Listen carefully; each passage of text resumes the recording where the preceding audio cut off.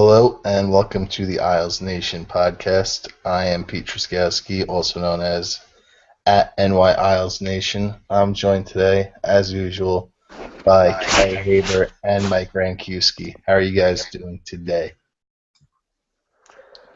I'm all right, Pete. I've been better, but the fans they demand our presence. So, there's an old saying that says, "Not all heroes wear capes," and today I will wear that mantra proud. This could also be said about the Columbus Blue Jackets and Tampa Bay Lightning, who were our best friends tonight. Yeah, let's talk about how we went from thinking about home ice and getting ready for a playoff matchup with the Rangers about a week ago. We were all convinced of that. And now here we are today, hoping and praying that the Philadelphia Flyers lose to the Columbus Blue Jackets just so we can make the playoffs. So what the hell has gone wrong to this team, for this team over the past few days? I mean, I don't even know. I could have never expected this to happen. I mean, absolutely came out of nowhere. I thought we were safe. Thought we were getting the Rangers, and now I'm worried that we're not making it, man. I'm worried. Yeah, we spoke about. I think we've kind of spoken about this ever since they were in Western Canada, which haven't been playing great, and I don't think anyone expected the wheels to totally fall off like this with them losing, I guess, 5 or 6 now, but it's pretty dire. I mean, the level of play is dropped pretty dramatically. And it's not even the goaltending, which is what the big conversation that we had when Halak got hurt. But ever since then, or even before then, it just hasn't been very good. Over the last 20 games, Islanders are playing at a lottery team level, and they were able to get by for a little bit just on talent and whatnot. But scoring's dried up. Capuano's changing lines by the period at this point, and I think it's like really starting to snowball on them in terms of like nothing seems to be going right for them. As soon as Philadelphia scored their second goal last night, like, from the stands, you could just tell that they were just mentally out of it. They were just making stupid decision after stupid decision, and I don't think anyone in the arena felt confident that they were going to come back, and I think confidence and momentum is a very real thing, and I think it's especially real for this team who hasn't accomplished much yet, and yeah, ultimately, I think statistically maybe not, but these things tend to snowball even pretty quickly, and I think there's a fair amount of panic going on there, and frankly, it's pretty well deserved at this point. Yeah, I mean, you're gonna lose games. I don't think people have this notion you're gonna win every game on the schedule. 15 games left at that, as of last week. But to me, the most disappointing is just the effort. We've had terrible first periods for the most part over the last several weeks, and even games they've wound up winning, they've they seem to put forth, excuse me, half a game worth of an effort, and it's pretty disappointing. And as Carey alluded to last night Monday night against Philly, they came out pretty well. Scoreless first period. They actually tie up the game early in the second after Philly scores a couple minutes in. Excuse me. And Brock Nelson on a power play has a wide open net, and he misses it. Gets Steve Mason makes a very good save to his credit, but as Carey mentioned, Philly comes right back down, scores that second goal a few seconds later, and at that point you just had that feeling. And I wasn't in the building, but so I can't speak to how the crowd felt at that point. But at least watching at home, at that point I said, "Oh, we're screwed." And it is. The game is it's a game of momentum. Clearly, the Islanders have none of it. They're a mentally fragile team right now, and when you're a mentally fragile team that is having a significant problem scoring the puck, and also is having a lot of breakdowns in their own end, it's a really bad combination. So it's definitely concerning. I think the panic is, as Carey mentioned, they were not playing particularly great, even when they were winning over the last several weeks. But when you win, you can kind of look past some of the foibles in the play. Obviously, once you start losing, everything gets magnified, And again, to me, it's not just the losing part; it's the effort and in the way how they've lost that road trip. Last week, the start of this 4 game skid, they played up pretty decent against Pittsburgh, back end of a home of a back-to-back nights, and then they just to me like laid a complete egg in Dallas and then, or excuse me, Nashville then Dallas. So it's been disappointing just to see how they've played.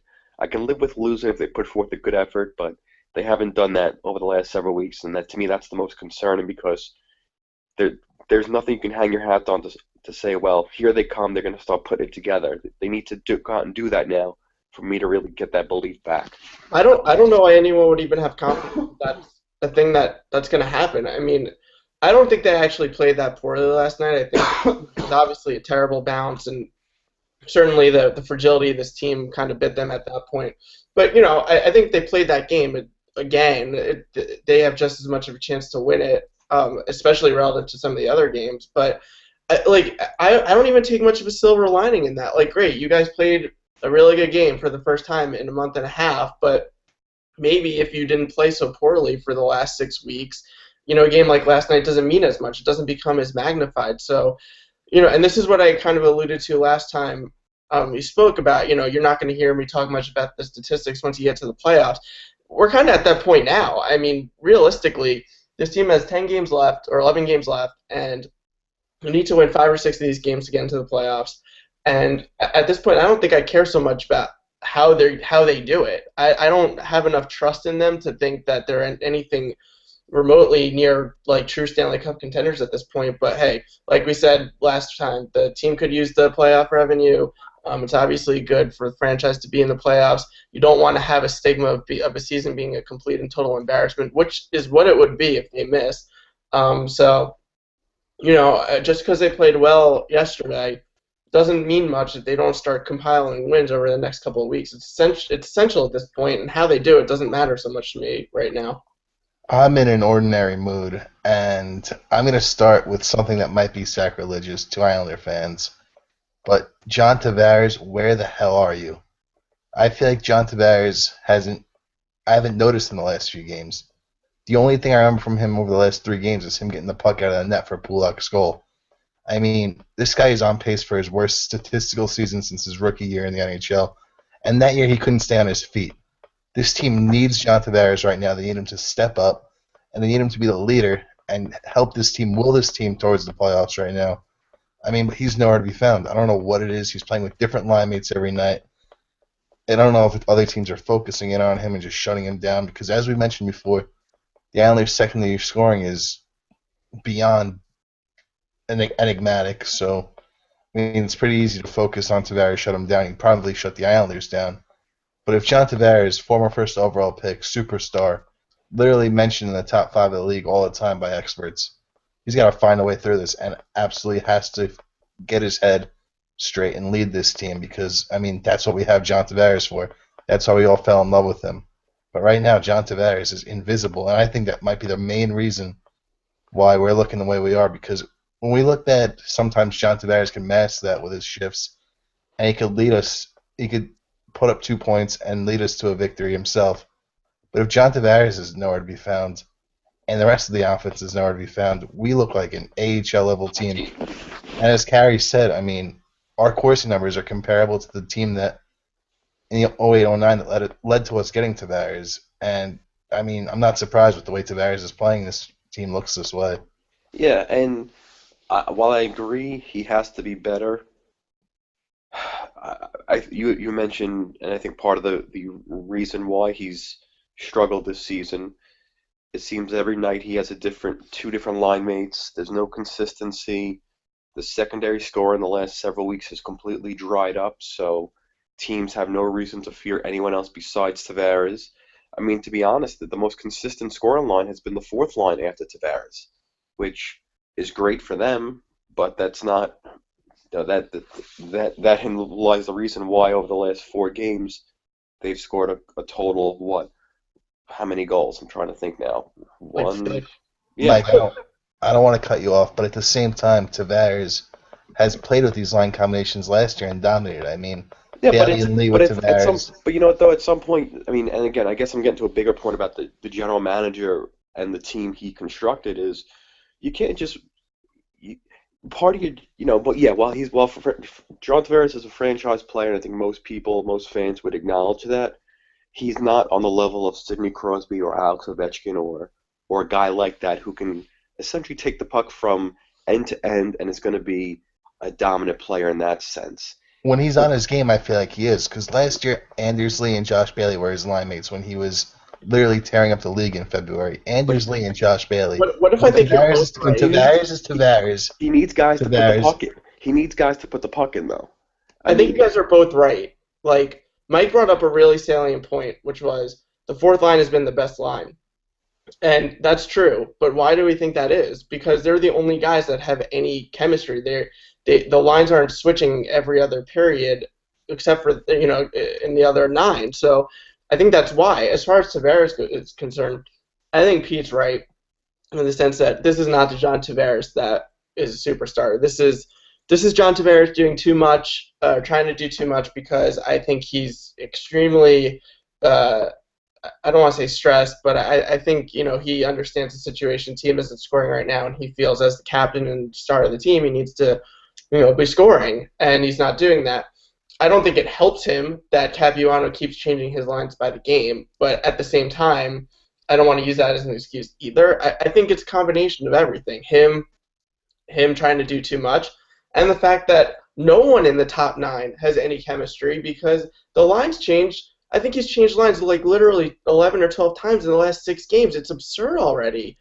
To me, the organization has failed John Tavares. While I understand we rely on him, the team relies on him to put up big points and to carry the offensive load. And to Pete's, original point that Tavares is essentially letting the team down. I think it's the opposite. I think the organization as a whole has let down John Tavares. And while you may want to sit here and say, oh, poor superstar making $5.5 million, go cry me a river. And I get that point. But most organizations, when you have a franchise guy, you do everything in your power to surround them with other top talents. And again, this is a bigger point than just a 4-game sample where they lost the last 4 or 2-week sample, whatever you want to call it. This is a bigger issue with the team and with Garth Snow is that he has not put his superstar in a position to maximize his talents, whether it's with line mates, with coaching, with proper development within the organization.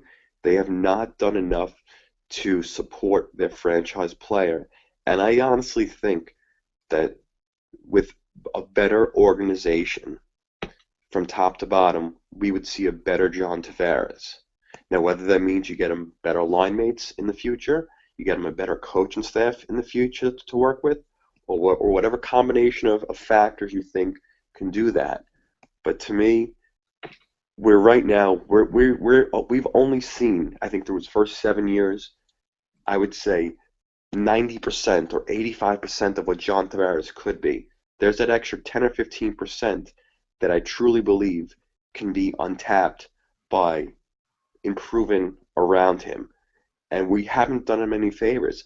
Even at the trade deadline, we're talking about adding P.A. Parento. And I understand several years ago they had some good chemistry together. Tavares was productive. But what team with their first line center, their face of the franchise, says to improve him, we're going to add P.A. Parento? Other teams seem to kind of go for the big fish, whereas we're content on being swimming in the shallow end. And I think that's a failure by the organization to John Tavares. I agree with Pete. He hasn't produced as much as they need him to, and obviously the team has struggled as a result. But I think the bigger issue is the organization has let him down, especially this year. I mean, from day one of his career, you can make the argument, but I'll keep it to this year. Organization has completely let him down. Well, I mean, in hindsight, you bring up Parento.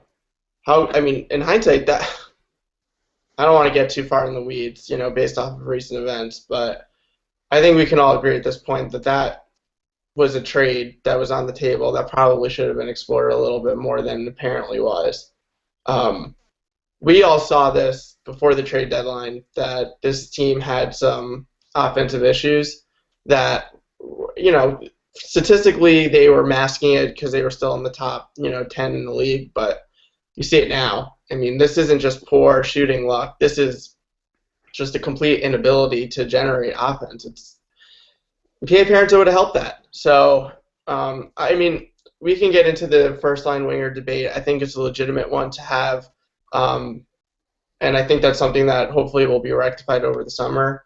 Because, too, when you talk about Tavares, I would say consistently throughout his career he's been most productive with, Kyle Oposo on his wing holistically, and he is, at his peak is certainly a first-line winger. So, I think there's an element of truth to that, but for the sake of now, bottom line is he isn't performing well. I think it's due to a multitude of things, a lot of which is himself, and I think he's admitted it countless times. I don't know how many times he's going to say it starts with me, and I think that's unfortunate because while it is him as the center, as the centerpiece of the franchise, it's all these guys. You can make an argument to scratch at least 15 guys right now.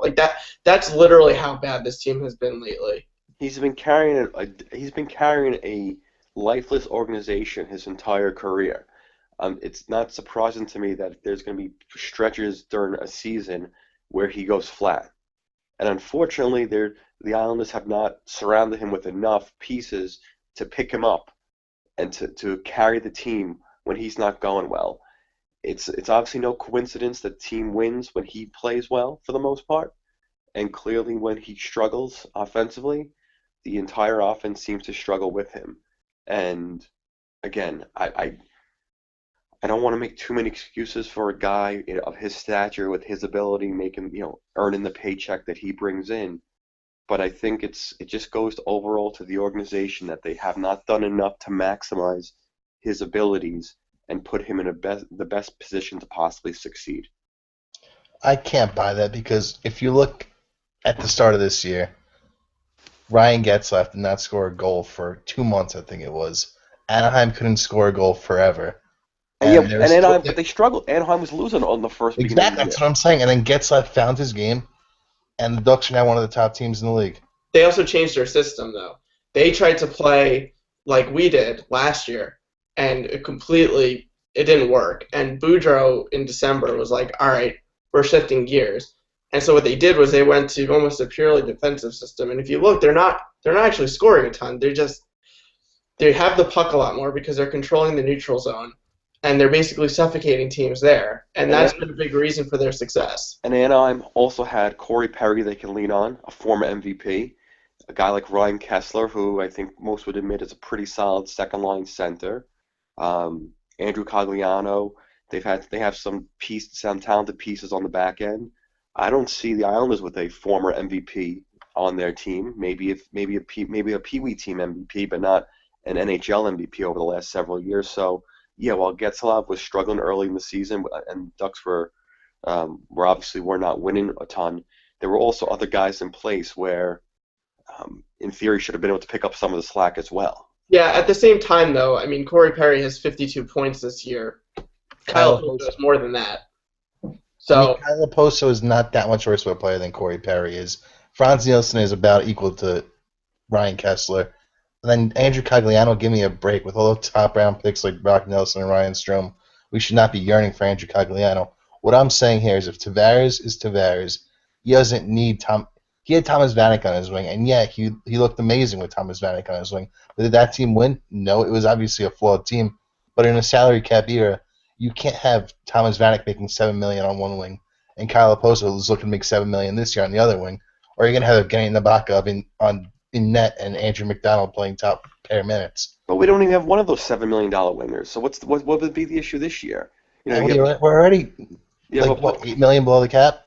It's a cap league. The Islanders but it's fine. We're $8 million below the cap, so no, we're not that far. I don't know I honestly don't know what the exact numbers are. We're like $2-3 million below, but the point here is, and I think this is the ultimate thing. If you want to talk about the Ducks versus the Islanders, the Ducks and the Islanders tried to play the same way at the beginning of the season, in terms stylistically. Didn't work for the Ducks. Hasn't worked for the Islanders. The Ducks completely changed their game. The Islanders haven't. What's happened since? The Ducks have shot up to the top of the league in standings, top of the league possession. Islanders have faltered all year, and here we are, 3 weeks before the end of the season. We have no idea if they're going to get into the playoffs. So, bottom line, the question is, are we panicked? Like, we can talk about Tavares all night, but at the end of the day, like, this season is a complete and total embarrassment if they don't make the playoffs. So, realistically, how panicked are you at this point? I'm going to say, and you guys both know this to be the case, over the summer, I mean, I looked at this team and said, the Islanders simply aren't where they should be at this point in their rebuild/development as a team. Like I said yesterday on Twitter, this team this team had a record-setting start to the 14-15 season, did nothing last year at the deadline, did nothing this summer, and did nothing this year at the deadline. I mean, I think we all see what this team is at this point. They're good enough to win some games, but they're not good enough to take that next step. And I don't know what's going on with the team itself. It feels like everyone on the team's regressing. Ryan Strome, I mean, this is beyond the sophomore slump in my opinion. The guy looks like not an NHL level player. Anders Lee went from scoring 25 goals last year, which I admit many didn't expect him to repeat that, but still, he has less than half of that this year. Brock Nelson once again fell off a cliff the second half of the season. Josh Bailey, some of us started to like him last year. This year, nope. Josh Bailey sucks again. I mean, go through the lineup and almost Johnny Boychuk. The Islanders signed him to a 7-year extension, and I know he's a fan favorite, and I know it's also sacrilege to talk bad about him, but he hasn't been good for the majority of this year. I mean, go through the whole team. Almost everyone is underperforming, and the GM doesn't see that. The GM hasn't made one move to fix that, to improve that. Hasn't made one move to bolster this team. So yeah, I'm worried. I don't think this team's good enough to compete with the best teams in the league. They're not. I think that much is clear. I did see a stat today, and I didn't actually go through and verify it, but it seemed good enough for me to report on it. Outside of like Casey Cizikas, Grabowski, and Franz Nielsen, every single player on the team has regressed in their point totals last year or this year. I mean, when that happens, when that happens in terms of, I'm talking forwards here, by the way. When that happens, there's only one person to look at. I mean, 15 guys are not going to go from their career averages in a lot of cases to putrid overnight. It just doesn't happen. So I'm panicked in the sense, well, I'm partially panicked because I'm not sold that this team is going to make the playoffs at this point. It's obviously likely from a statistical basis, but they keep losing these games. Like, you still have to win games to get in, and they've proven over the last couple of weeks that they're a very fragile team right now. So how confident can we be? But, so yeah, no, they're not contenders, and who knows if they get into the playoffs. And even if they do, you look at the season holistically, everything is worse. Who does that fall on? It falls on Capuano. It falls on Snow. It falls on the players. It falls on everyone. This season holistically is a complete disaster. End story. There's no other way to put it. Yeah, no, I mean, I think you have to be worried about this team and panicked. I mean, and we had, when we had spoken before the season, I was in the same boat as Pete. I didn't think this team did enough over the summer to legitimately take the next step forward. So if you were to told me back in September we would be at 85 points and in the wild card position with a couple of games in hand over some of the teams behind us, I would have said, that sounds about right. But obviously, expectations change as the season progresses. So if you would have told me 2 weeks ago we'd be sitting at 85 points and fighting for a playoff spot, I would have said, you're out of your mind, that's a failure. So it's really, I mean, from the beginning of this, before the season, this is probably where I expected us to be.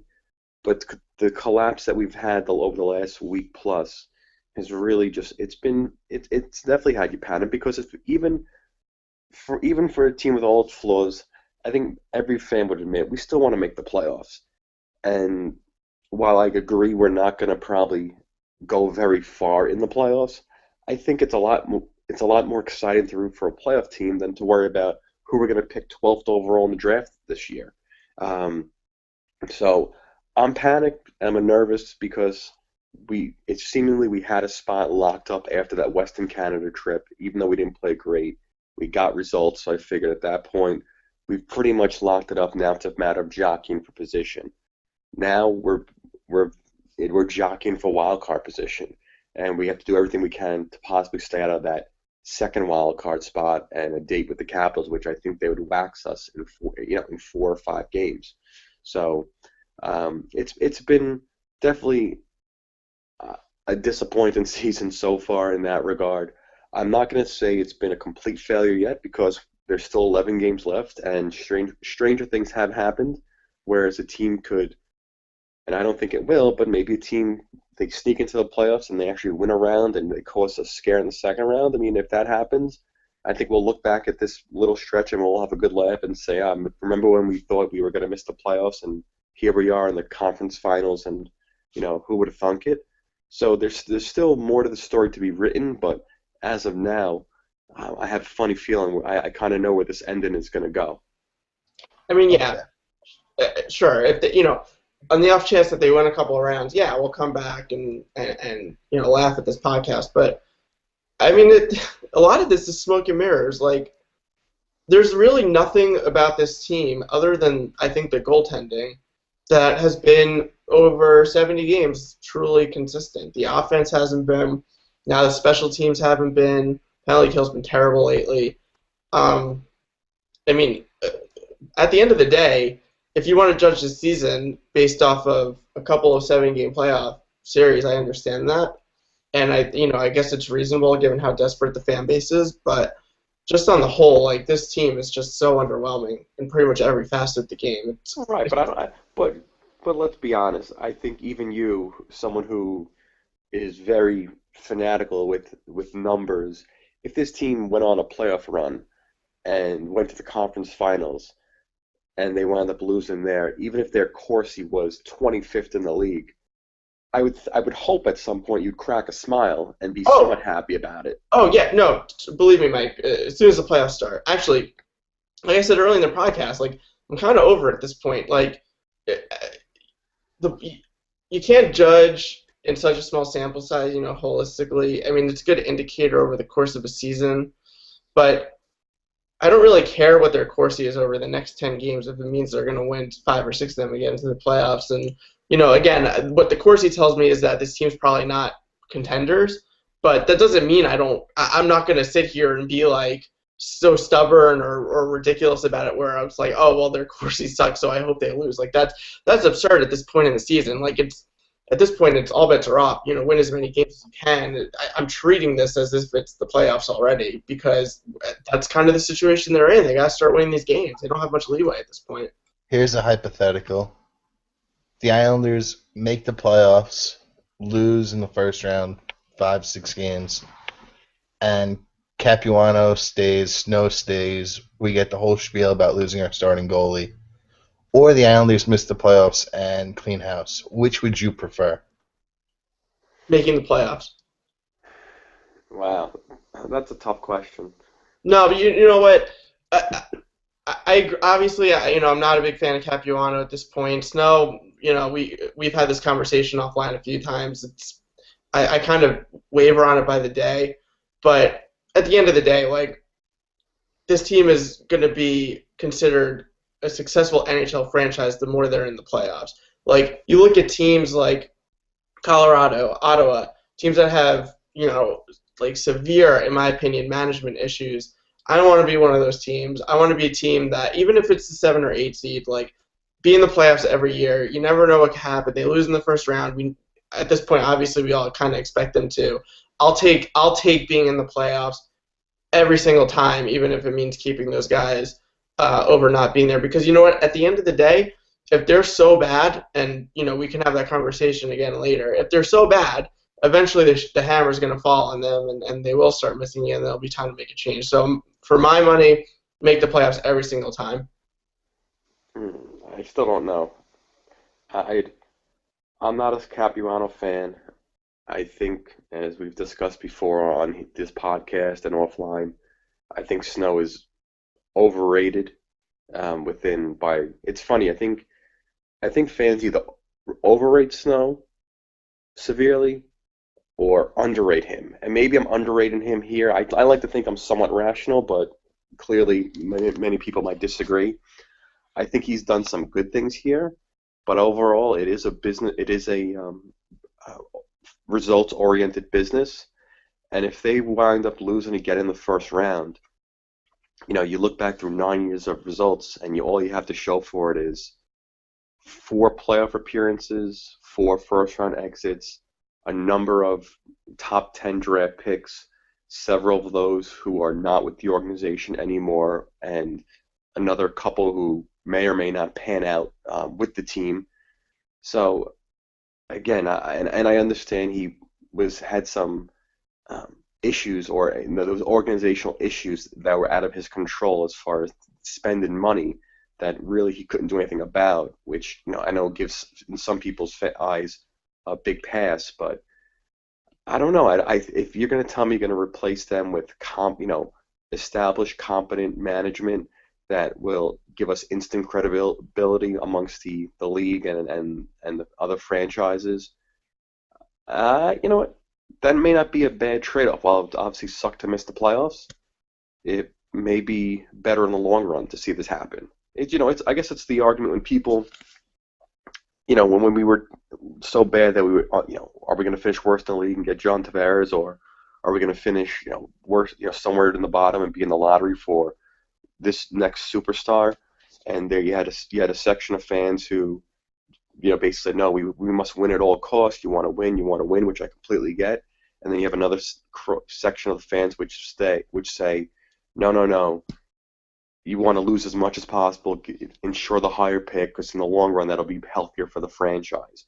It's the same type of argument. I don't think there's a wrong answer, but it's the fact that I have to actually debate it. I think it says, at least gives my opinion of where I think some of the management is on this organization.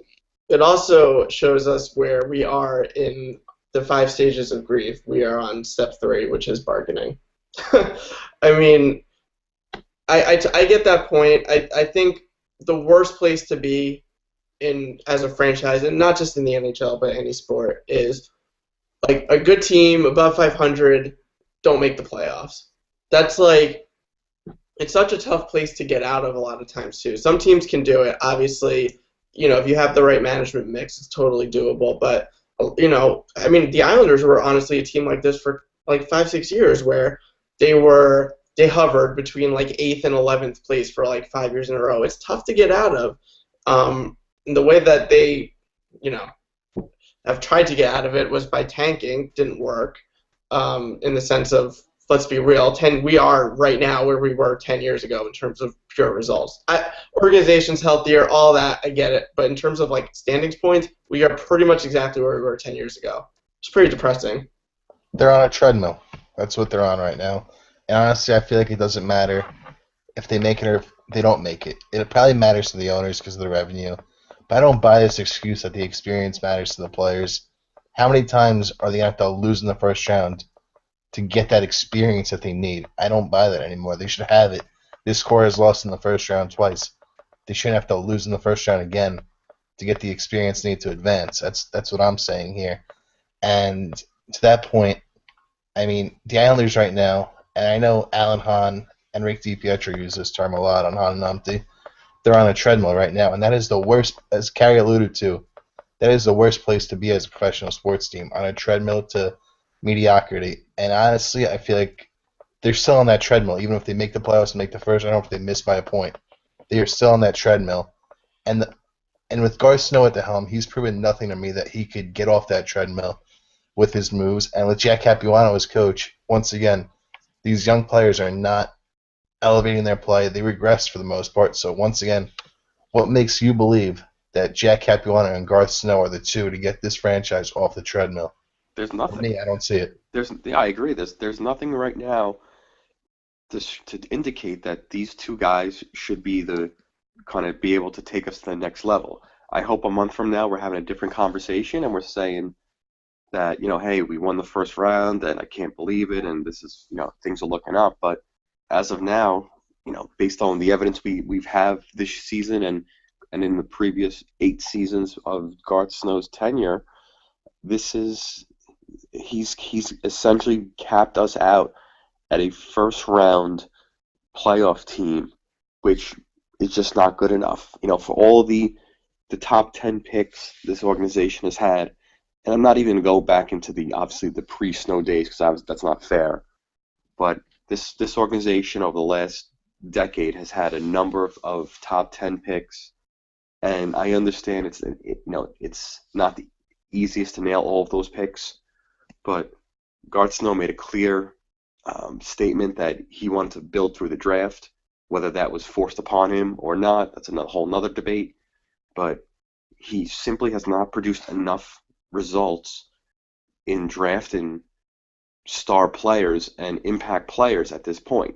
And there's nothing to indicate that he will. I mean, I know it seems like everyone's all excited about Matt Barzal, and by all indications, I know, Pete, you spoke with Tim Pogluski a few weeks ago, who covers Barzal for the Thunderbirds out in Seattle, and he was very jazzed up about him, and with good reason. It seems like the production's there, people are excited, but it seems like that's what we have to hang our hats on. We always have the future to hang our hats on, and when the future comes with this organization, it's never cracked up as it's meant to be, or it's never all it's cracked up to be. Here's the two alarming trends for me, Mike, because we've been through this road, and I like Garth more than you guys do, and I don't want to get totally into that debate on whether we should keep him or not, because I think that's for after the season. But here are the two alarming trends, to your point, which is, yeah, the future always seems to be like a thing, which is good. I mean, you always want to have a long-term view. But the two things are, Jack Capuano has had this team in playoff position down the stretch for 3 years in his tenure. And all 3 times the team has really sputtered down the stretch. Happened in 12-13 after they clinched a spot. Happened last year, and it's happening again. And this year it's the worst because they're literally playing the worst that they've played under him for his entire tenure. I mean, this has been the worst stretch of hockey his team has played in 5-6 years at the minimum. I mean, it's a huge problem. The alarming trend for Garth, and in fairness to Garth, I kind of judge Snow's tenure in 2 ways. The pre-Brooklyn era in terms of like announcement, the pre-announcement to Brooklyn era, and the post-announcement to Brooklyn era, because he had no shot really before then. That was all about building a foundation, which we're now seeing the fruits of, which again have been inconsistent. But in the 2 years after they made the playoffs, he was fairly complacent in the offseason in the ways of moves. Didn't really do too much to the team. And neither time it seems to have improved them. I think actually it's pretty safe to say that they haven't been improved both times. And that's actually something that I find alarming. Now, there's going to be forced turnover this year, as we know, in the offseason. But, I mean, there's patient, and then there is like complacent, and I'm kind of wondering where along the lines he's falling there.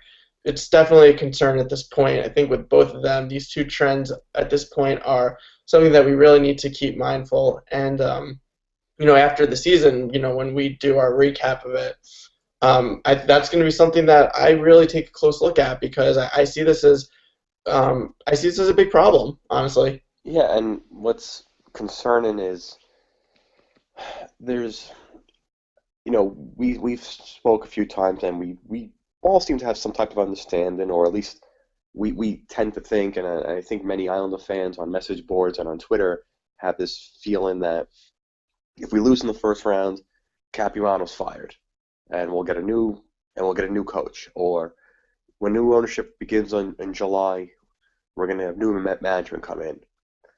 And the one thing I've learned with this organization over the last decade plus is they never seem to do the conventional wise thing. So I don't just, while I agree with a lot of what you said, Carey, that it's, there are a lot of alarming trends here. What's more alarming is I have no idea if they're actually going to, make any changes.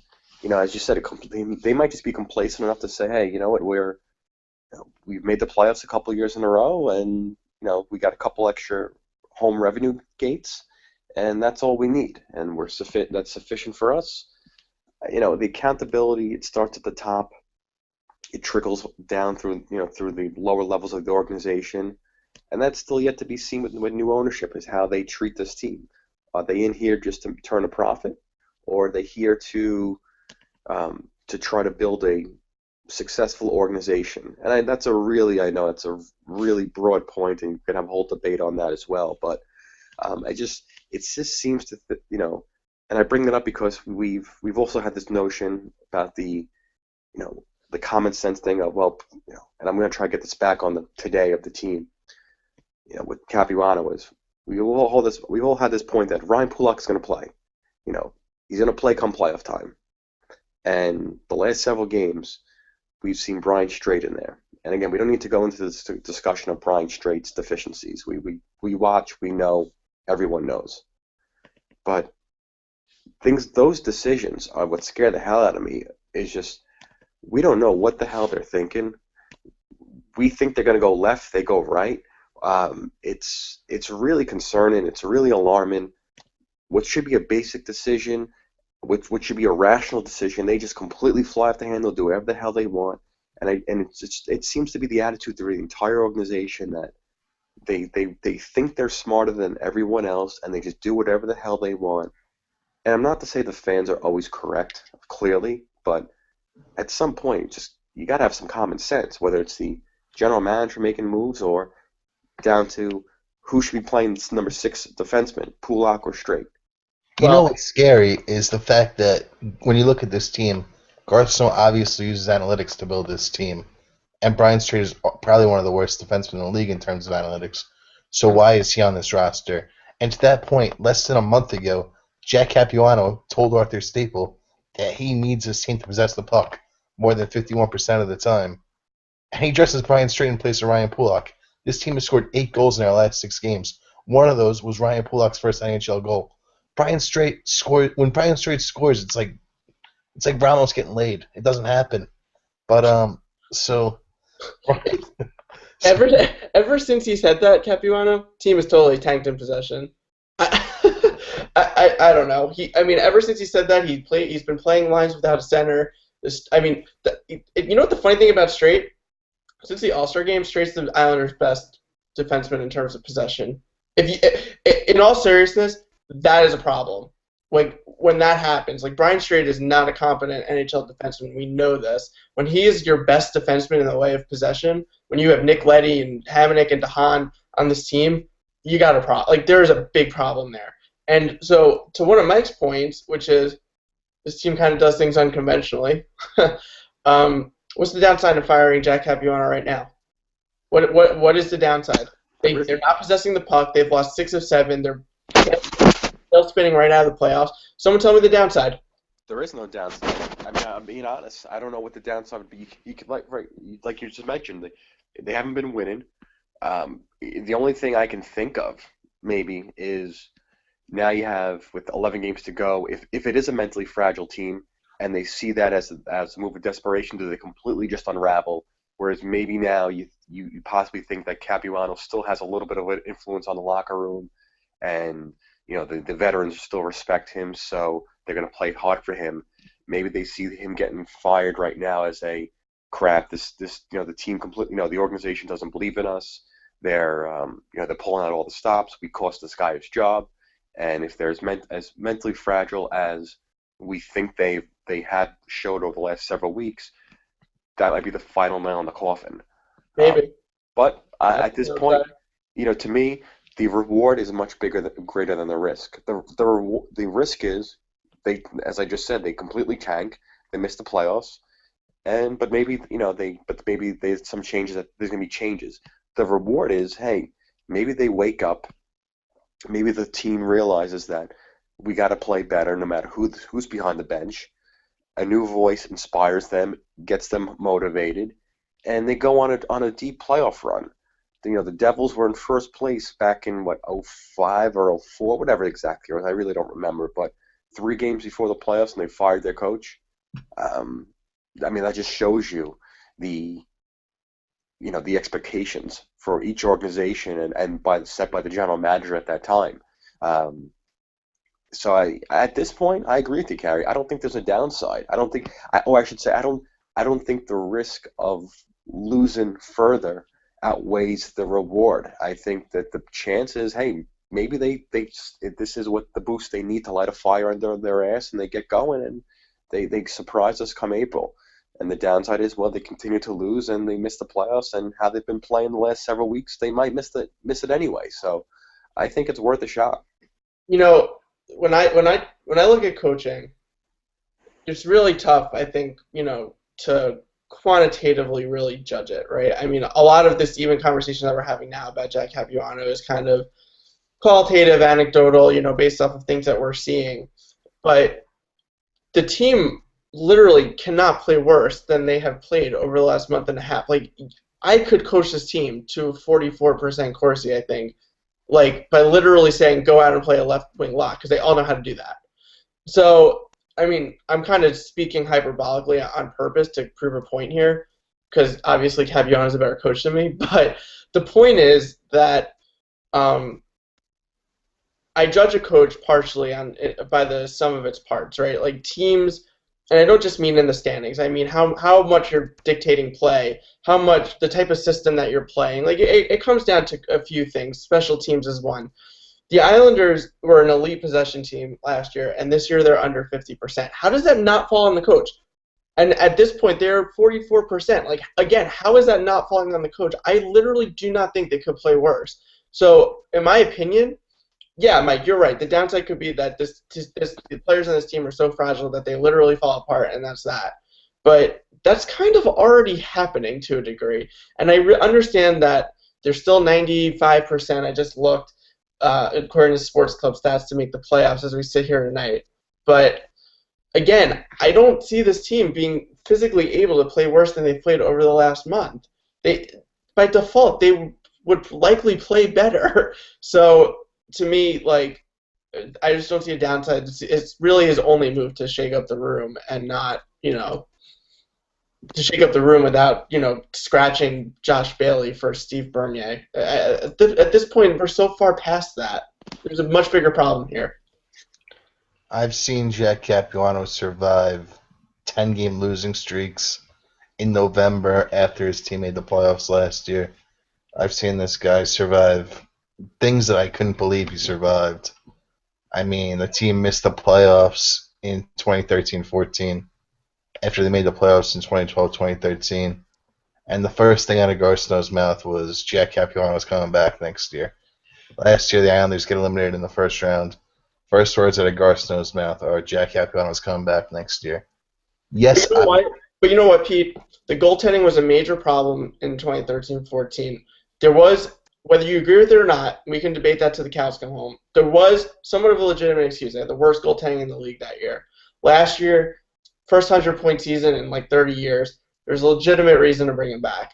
There is literally, in my mind, zero legitimate reason to keep him around at this point. I'm finding zero legitimate excuse, period, where at least in previous years, I could at least see the logic in why they would do it, even if I didn't agree with it. At this point, it's completely illogical to me. They only need an excuse, and they had their excuse built in with a lock.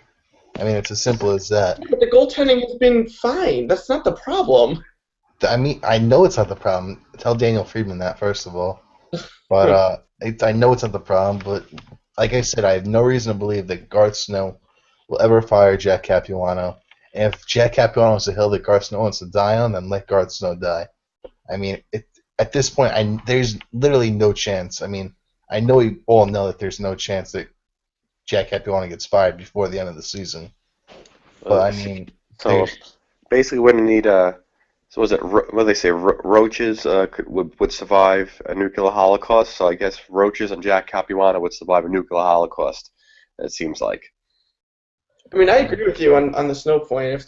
If he is so unwilling to fire Capuano after a season like this, then... And again, you guys know I like Snow, but that is a major, major red flag to me. Like... If they bow out in the first round or miss the playoffs entirely, there is zero way that you could like reasonably support bringing him back next year. And in my mind, if Snow opts to do that, not that my opinion matters all that much, but he loses a ton of credibility in my opinion. That's just inexcusable. I mean, you could tell Capuano's coaching like a desperate coach just by the sheer amount of times he changes his lines and lineup. Oh yeah, he's panic. Oh, total panic. complete panic from him at this point. It's he changed the lines like twice a game for the last 6 games, and then in the third period yesterday, he's like, "Oh, okay, we'll just change the defensive pairings." I Yeah, mean, no, he has no idea what to do. it's going to be great tomorrow when his big move is putting Pulak in for Dahan. I mean, I don't even know what to say at this point. I mean, I feel like every single line combination you can imagine has been tried. You have lines with 3 centers and lines with no centers. You have Shane Prince being a healthy scratch and Shane Prince playing on JT's wing. You have Coolman playing all over the place. You even had the fourth line broken up for a few games there. I mean, there is no rhyme or reason to what he's doing. He is trying to throw shit at the wall and see what sticks. But the problem, Pete, too, is that he's literally judging it on a period by period basis, which is what, 4 or 5 shifts per line, and then he's switching them. He's not even giving anyone a chance to succeed because the more he switches it, the more players get confused. They're essentially it boils down to like basic positional hockey, which is a big reason why they're not getting any offensive opportunities. Like, pick a line. We said this last week. We pick lines, stick with them, and go with it. I mean, it was crazy to the point, like, yesterday they played their best first period in a long time. I thought they actually came out really, really strong. And then second period, they didn't score in the first period. Second period, the lines were changed already. How is the team going to be able to succeed like that? Yeah, no, they're almost better off going with no coach and just letting the players figure it out on the fly. You almost figure that at this point they couldn't do a worse job, as you said, with continuity amongst the lines, with people knowing their assignments, and with holding each other accountable. I mean, I really mean, and obviously it never happened, but at this point, you can't tell me it'd be any worse. I mean, you could go through this lineup right now of the healthy players, and I could give you 10 line combinations that have worked well over the past 2 years. I mean, just pick 4 of them and roll with them. I mean, right off the top of my head, the kid line, and you put Bailey with Tavares and Oposo, and then you keep the fourth line together, and that makes the third line what? It makes it Kuhlman, Nielsen, and Prince. Kuhlman, Nielsen, and Yeah, Prince. Just roll with it. I mean, those 3 of those lines have already proven they can work together, and you're basically replacing Grabowski, who's hurt, with Prince. I mean, they're similar type of players, possession drivers, small, shifty guys. I mean, but you're right. But like you said, Capirano's panicking, and when you do that, when you change the lines from game to game, from period to period, don't think that doesn't get lost on the players either, who probably realize this guy's getting crazy. He's trying everything. Yep. He must be worried. So we're gonna play tight. And you saw it yesterday. That Brock Nelson misses that tap-in goal. Manning comes down, wrist shot, 2-1, and effectively the game is over at that point. It's never felt like the Islanders were back in the game afterwards. So but players don't get a lot of credit for like noticing these things, and Capuano's MO has always been, calm to the players, focus on the positives, which is a good way to coach, I think, it's worked for him for a long period of time because players love him. But they are fully aware of what is going on at this point. Like, they see the standings. They know that every single game the lines are different. They are completely cognizant of the situation that Capuano might not actually know what to do at this point. And when you get so far down the rabbit hole like this, it is just so tough to come out of. Like, you can't tell me. I don't even think they didn't practice today, right? We didn't. I have no idea. Didn't do anything, but I can't imagine any of them are excited to come to the rink right now. Like, they don't know who they're going to play with. They don't. I just see this as a really, really bad situation right now. And again, we go back to the point that we made before. Outside of making a change at the coaching position, there's nothing else that Garth Snow could really do other than basically cross his fingers and pray. And I don't know. At this point, I feel like he's obviously not being proactive about at this point. But if they lose tomorrow, to Ottawa's bad, and they got dominated tonight. No enough tomorrow either. Where does that leave you? I mean, I agree 100%. This team just needs to get a win. They just need to put together a good effort and get a win.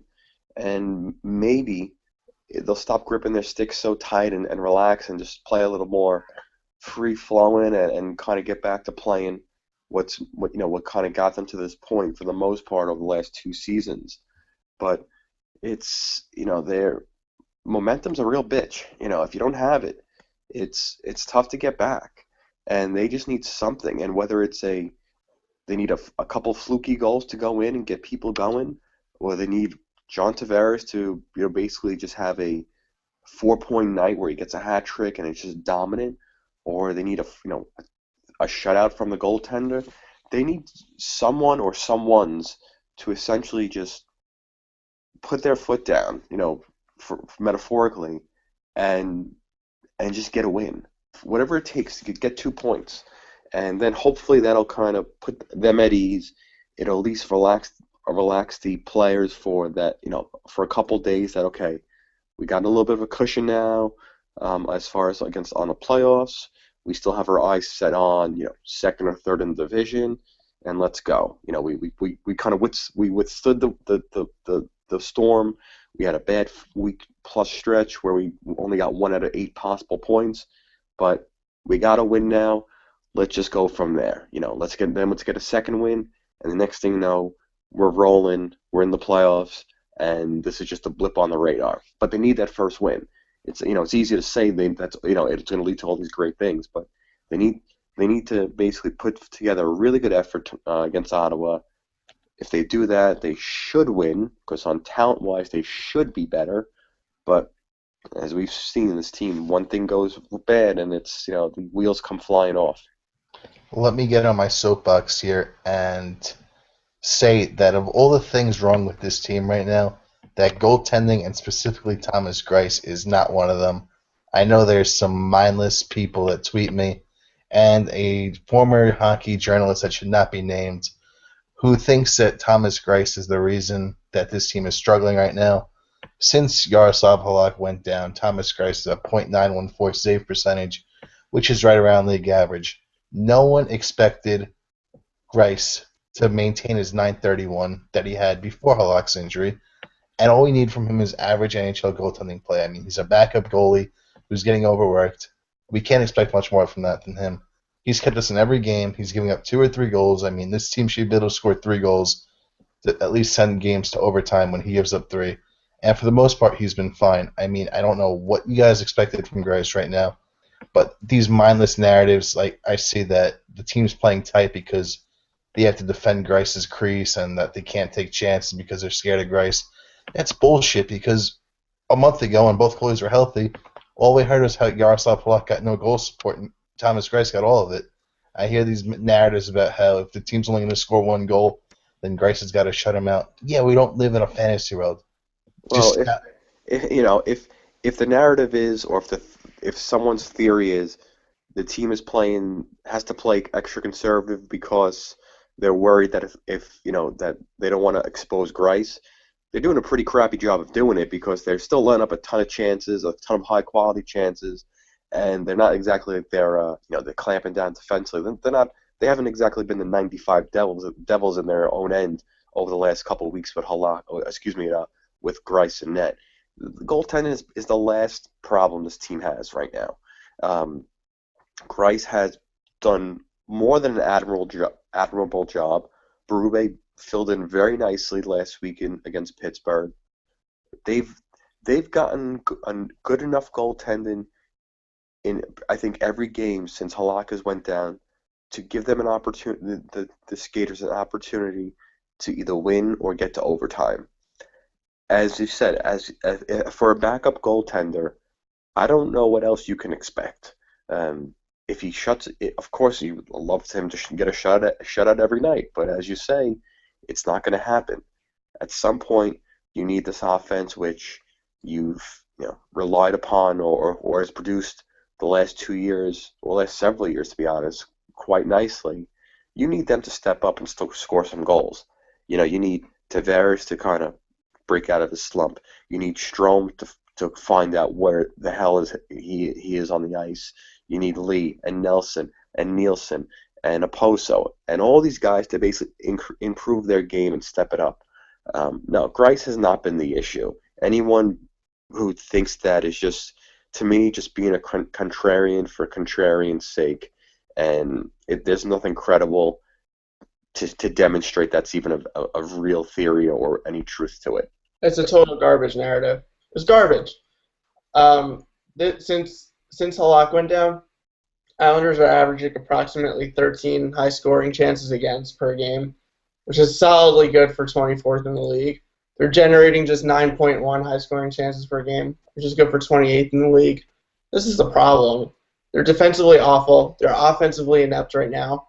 To put this on the goaltender, who's kept them in more games than they should realistically be in, is just not seeing the forest from the trees. It's pointing out something that makes absolutely no sense. You're completely right, both of you guys.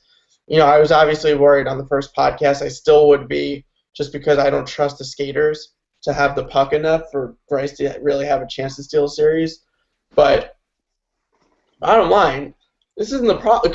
To say the goaltending is at all a problem with the team right now is just, I don't know. It's just not paying attention. It's not seeing what's actually wrong. What's actually wrong right now is their offense and their defense. All of it. Those are my final thoughts. So, what are you guys' final thoughts before we wrap it up?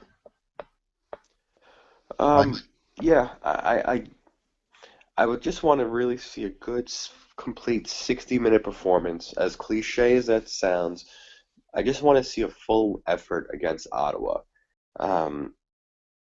Doesn't mean I'll all of a sudden be back on the bandwagon and say, okay, let's print out the conference final tickets just yet. But it'll at least give me a little bit of hope that whatever funk that they've been in the last several weeks, they at least have the ability to overcome it. And then hopefully one game will lead to two games to three, and then then go forward from there. So I really just hope that they can put together, they can kind of take the first period from Philadelphia that they played against Philadelphia, have a 60-minute effort like that. If they play with that type of intensity, I think they'll win. They should win. They're better than Ottawa. And then you go from there. Get that first win to kind of break this little slump they're in. Hopefully get a little confidence back and go from there. I don't expect anything drastic to happen with the coach and staff between now and the end of the season. I want to stop having to rely on hoping Columbus can score twice in the final minute to steal a game from Philadelphia. I just want to be able to them to kind of close out the next couple of games, play well, give a complete effort, start the game hot, keep it going, and let's see what happens. Just get back in the win column. I'm panicked right now as far as making the playoffs because they just haven't done anything over the last several weeks to demonstrate that they are a top 8 team in the conference. But just give me one good effort, get 2 points, at least. That way I can at least pretend they have a shot to do something. Yeah. My final thoughts are this. Again, we spoke about it tonight. The team statistically obviously still has a very good shot to make the playoffs, but where I am with them right now is I see a team that's extremely not confident in themselves right now. I see a team that's panicking. Similar to what Mike is saying, I really think that it would be really, really helpful for them to get off the schneid with a win, no matter how it happens. I think that will help loosen up the sticks a little bit, so to speak. But also, I want to say, like, one of the things that we didn't call out that I thought they did really well on Monday was, for the first time in a while, they had the ability to draw penalties, and a lot of that was because they had the puck. Now, we know the power play didn't come through, which is a reason that Ryan Pulock should be in the lineup, wink, wink. But I'd like to see, for the 4 or 5 games before Monday, they were so lifeless. They weren't, in the sense that they never had the puck. They weren't drawing penalties. I think they had like 1 power play in 2 or 3 games. But I really liked that, they were able to really make something happen, even though it didn't lead to goals. If they do that going forward, if they play Monday's game going forward, I think they're not going to have a problem getting in. But it's just hard to trust them to think that they can do that right now. If they can, they're in good shape. So let's hope they do. All right, and that'll do it for us here tonight. Once again, thank you for listening.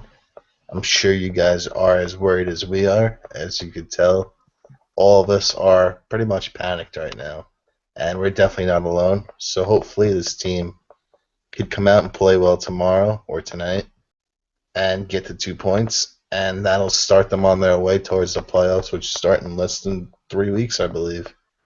So yeah, let's go Islanders, and thank you for listening.